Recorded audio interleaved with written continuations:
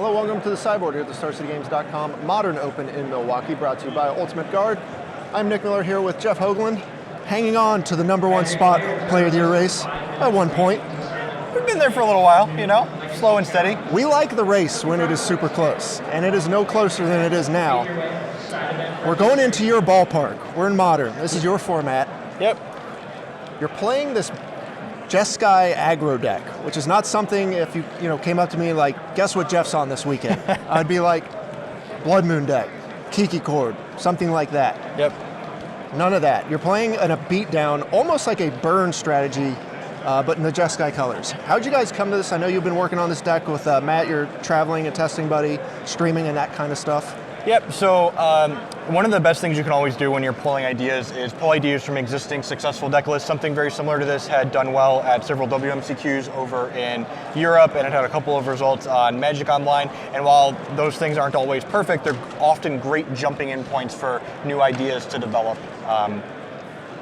This deck is just, it's playing most of the really busted cards in Modern. Gitaxian Probe and Mutagenic Growth are cards that I'm floored are still legal. So, we put them in this shell, really leverages their power very well, and it's very punishing to people. Right, you talk about the super busted cards in Modern, and you should be trying to play these cards. The only thing really missing from this deck, and I talked to Matt about, is there's no delve spells going on here. Sure, some of them are banned. Correct. But you couldn't fit any some delve spells in here? No, none of the delve spells that really fit. We almost splashed a Stomping Ground for the Mutagenic Growth, but on 18 lands it gets a little rough.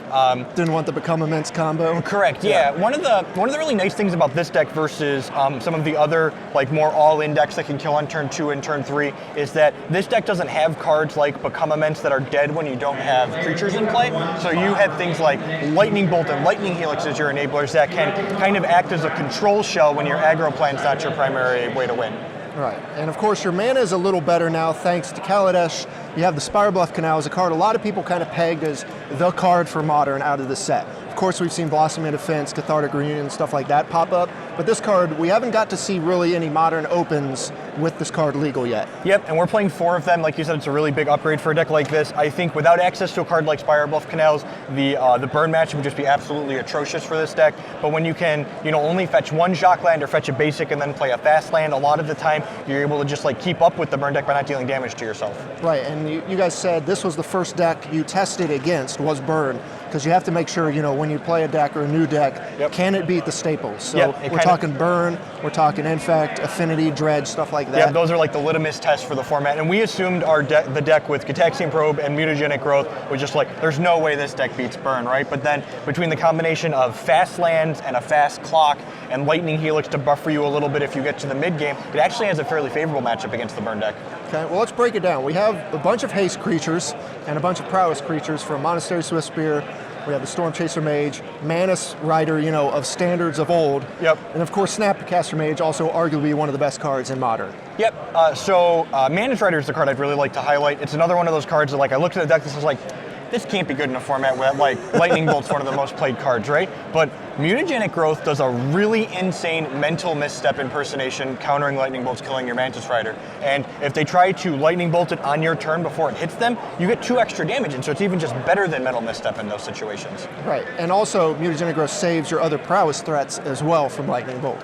Yeah, correct. One of the really kind of timing and pacing things with the deck is you don't always want to go in with your Mutagenic Growth against the other decks that are playing red, because it's more important to keep your threat alive as opposed to pushing a couple more points of damage early, because it'll do more damage in the long run if you're able to protect it. Right.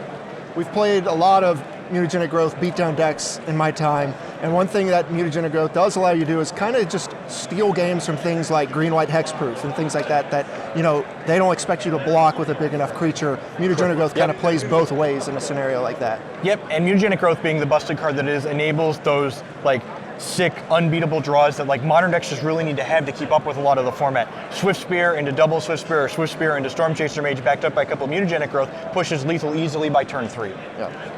We've got all the burn spells that you need, Lightning Bolt, Lightning Helix. Vapor Snag is a card, we've seen dabbled in the Delver decks and things like that, but here you just allows you to out-tempo your opponents. Yeah, it's really huge. A lot of people had questions when we were streaming with the deck why we're not playing Path to Exile over Vapor Snag, and Vapor Snag is just everything this this deck wants to be doing. The best type of card advantage a deck like this can generate is killing your opponent while they have a bunch of cards in their hand, and Vapor Snag kills them and puts another card in their hand that you really just don't care about. Right, P. Sully's wisdom there. Correct. Best kind of card advantage. Yep. It's counting how many cards they have when they lose. Another critical interaction is that Vapor Snag also lets you do things like rebuy your Snapcaster Mages to deal extra damage with them and get more use out of them. It also acts as protection for your own threats against removal dense decks, so just a really flexible card.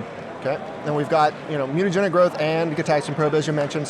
Serum Vision's kind of tying everything together, and then your flex slot here, Twisted Image, a card we see out of a lot of decks in Modern. Yep, it's another powerful cantrip in our 18-land deck. We want to be able to cycle through and see a lot of cards so we can make our first 3 to 4 land drops in games. It's a random blowout against decks playing things like Noble Hierarchs and Birds of Paradise and Spellskites, and when it's not good against the things our opponent's doing, it triggers Prowess, it draws a card, and with Storm Chaser Mage and Swift Spirit adds additional damage to that because they have more toughness than they do power. Storm Chaser Mage has 2 more points of toughness, so Twisted Image is basically a deal 3 draw card when Storm Chaser Mage is out. It's super powerful.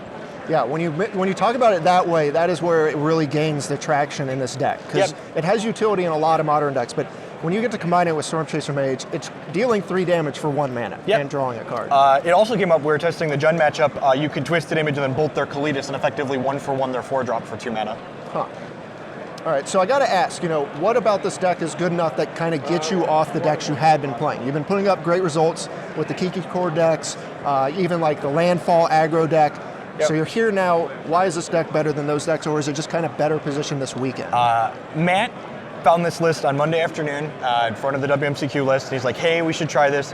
And I have never, in my years of playing Modern, had a deck that tested as well as this deck had against such a large portion of the gauntlet. Every time we picked out another deck, we're like, it's got to be bad against Jund. And we're like, well, we won 4 of these 5 games, and it's just like, well, it's got to be bad against Jeskai Nahiri. And it's just like, we just kept picking deck after deck after deck. It just kept knocking them down. And I was like, well, I guess I'm playing Mantis Rider this weekend. And here we are. Yep. Mantis Rider in the 75. Let's go over the rest of the 15 here. The sideboard, cards you expect to see in Modern. Path to Exile, Blessed Alliance, Spell Pierce, Dispel. These are cards in blue and white decks you expect to see. Yep.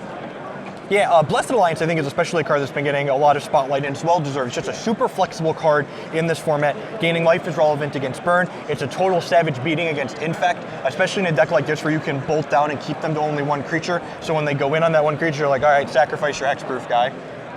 It's great. It gives you game against Boggles, which is a deck matchup decks like this normally struggle with. Yeah, I was going to mention most Jeskai decks when you look at kind of have rough matchups against the Boggles. And the Death Shadow kind of things. If they can get through your 1-for-1 removal, they got these huge blowout potentials. But you not only have Blessed Alliance, you also have Deflecting Palm, 2 cards that are great in like all of these crazy combo-y matchups. Yeah, Deflecting Palm is like Lightning Helix Plus in the matchups where you want it. You even bring it in against the Green-Black X decks, so like prevent 5 damage from your Tarmogoyf, send it back to your Dome. Like that swings a race in a way they just can't keep up with a lot of the time. Mm-hmm. Other cards, we got Wear Tear, a Vendilion Click, and then of course some Surgical Extractions for the graveyard. Yeah, Surgical Extraction is a card where I've seen a lot of Dredge players say they don't really care about Surgical Extraction, but I think a lot of people don't prioritize what they're supposed to be surgicaling a lot of times in those matchups. If you're able to tag things like their Narcomoebas and their Blood Gas and just keep their things that enable all of their creatures coming into play off the board, we really have a clock to go with that. Not to mention we have Snapcaster Mage as well, so if your turn 2 is Surgical, your Narcomoeba, Snap Surgical, your Blood Gas, like the game almost ends in the spot. Right, you're taking out a lot of their gas. And as you mentioned, the key part here is your deck has the race. You can actually push damage past them before they can do anything. A lot of these other decks, using Rest in Peace and things like that, aren't deploying a threat, they're just kind of staying alive. Yep, yeah, the combination of controlling hands between Bolt, Snap Bolting, and controlling the board, and just the run them over draws with the Prowess creatures is really a huge draw to playing this deck this weekend for me. Okay, so what should we look out for this deck when we see it on camera, hopefully, this weekend? What do you mean? Just kind of what would people that not expect out of this deck kind of see, or what's going to surprise them out of this deck? I think the consistency through which you kill by turn 3 and 4 is just huge in a deck like this that also has lines going long in the late game. One of the things that's really great is as the deck traditions to late game, but we don't have a lot of traditional card advantage in it, because we only play 18 lands, we just draw more spells than our opponents do, which is the best kind of card advantage. Right, looking like a legacy deck where you just don't have that many bricks in your deck. Correct, yep. All right, well, you're coming off 2 buys here. You and your teammate are playing it off to good starts. You've had a lot of success testing it. I look forward to seeing this deck this weekend. I assure you look forward to seeing it as well, and hopefully some success. I'm looking forward to 30-minute breaks at the end of each round. All right, Jeff, thanks for joining me here in the sideboard. Stay tuned to StarCityGames.com all weekend long for the action here in Milwaukee.